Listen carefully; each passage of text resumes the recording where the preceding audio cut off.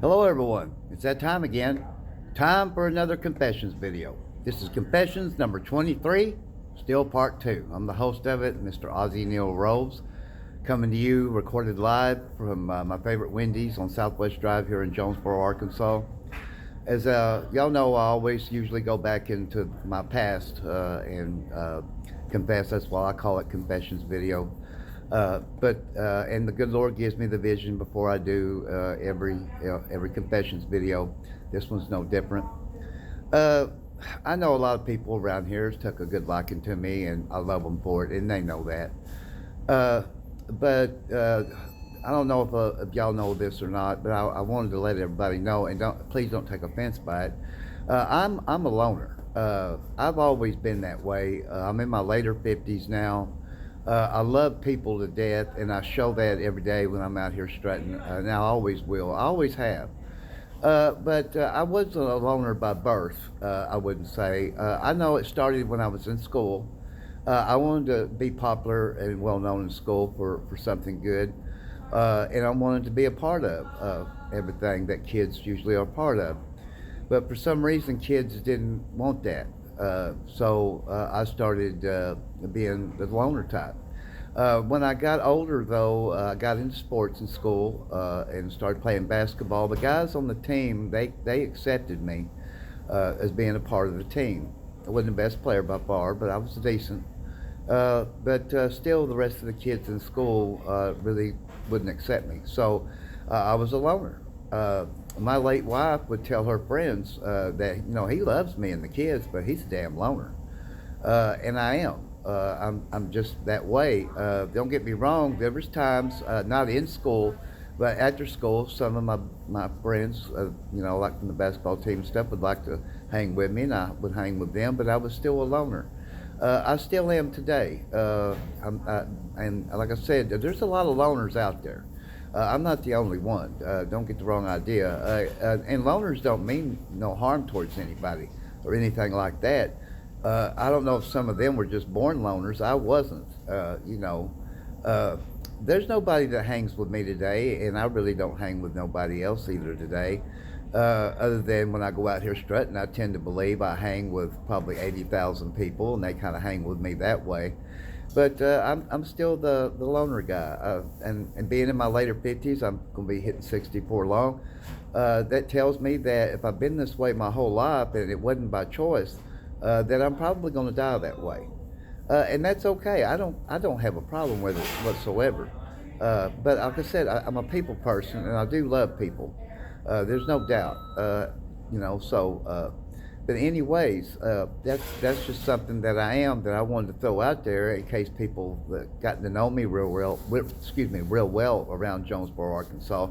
If you didn't know that, I wanted to put that out there because that's truly still who I am. I would also like to speak as far as girlfriends go. This was something I've done my entire life. I've never hit on a woman, ever. And I never will. Now there was a few times that I really wanted to, but I refrained. It was like, I'll give you an example. When my late wife, when she met me, she pursued me, and that's the way I still am. If a woman shows interest in me that way, then naturally I would say, hey, if you don't have a boyfriend or a husband, would you like to go out?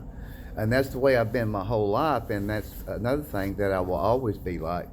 But if I had a girlfriend, she would have to be involved in everything that I do in order for us to have time together. Because everything that I do, I'm busy from the time I get up till the time I drop asleep, usually around 5 to 6 a.m. in the morning. So she would have to be a part of everything that I'm doing for us to have, time together. Also, the way I am too is a woman, if I had a woman as a girlfriend, yeah, she'd have to be involved, like I said, in everything, but she would have to have her own place, and I would have to have mine. I'm not saying I wouldn't spend some days and nights with a girlfriend, but I have to have my own separate space to sleep at night. That's just me. I'm not saying we can't spend some nights together, some days together, but not live together. That's where I think, for me, problems would start. Because we would be around one another too much, and when you're around somebody too much, then you tend to get into it, have problems, what have you. And that's a good way of not being around one another totally 24 hours a day, 7 days a week. So, would I make a good boyfriend? Sure, you bet you. Could I ever make a good husband? Yeah. I don't see that happening, being in my later 50s, getting married. I'm not saying it wouldn't happen, but yeah, I can make a great husband. I'd make a great boyfriend. But I don't, it's like this, the Lord, as far as I go, I don't make up his mind for him. If he wants me to have a woman as a girlfriend, he will lead me to her and she will show interest, and then I will ask. Uh, do I get lonely at times? Yeah, a little bit, but not bad because I stay so busy, 7 days a week. I don't take an off day from really that much of anything because I'm an alcoholic and I'm a drug addict and I don't use or drink, but I have to stay busy. So I don't believe in having a day off from everything. I took today off from strutting, but I still stay busy doing everything else that people expect me to do. And that's what I'm trying to do, is just keep doing what everybody expects me to do, and not let anybody down. Because if I let anybody down, just think how bad I've let myself down. So, and being an addict and everything, that's what we addicts have to do. We have to stay busy. So I don't really call it work, everything that I do, because I love doing it. Am I making any money? Not really. But, I'm still having fun. I'm still staying busy. I'm still doing what everybody expects me to do, and I will continue to do so. Am I perfect? No. Do I make mistakes? You bet you. I believe I'm perfect at making mistakes. That's the only thing I'm perfect in. I'm not perfect in anything else. I'm not the perfect Christian. I'm a Christian man, but I'm not a perfect Christian. The only perfect Christian is the Lord Jesus Christ. We as humans are designed to make mistakes. I just pray every night for him to forgive me of my sins, and every day that I wake up, I pray that he forgives me for my sins, maybe of my dreams or whatever, and guide me in my travels, and keep your hand upon me, Lord. So do I belong to any sect, church, or religion? No, I love them all. They all believe in one thing, worshiping him.